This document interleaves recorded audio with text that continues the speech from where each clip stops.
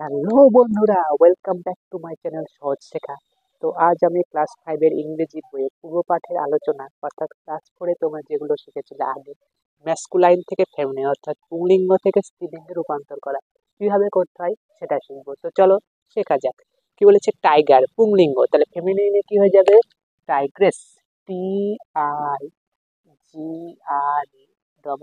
Tigress. এটি কি হয়ে যায়? এটি হয়ে যায় স্ত্রীলিঙ্গ অর্থাৎ স্ত্রী বাঘিনী যাকে আমরা বলি, বাঘিনীর ক্ষেত্রে আমরা কি অ্যাপ্লাই করবো? টাইগ্রেস। ডগ অর্থাৎ পুরুষ কুকুর, তাহলে আমরা কি করে দেবো? ফেমিনিনে বিচ। BITCH, beach. অক্স, তাহলে কি হবে? কাউ।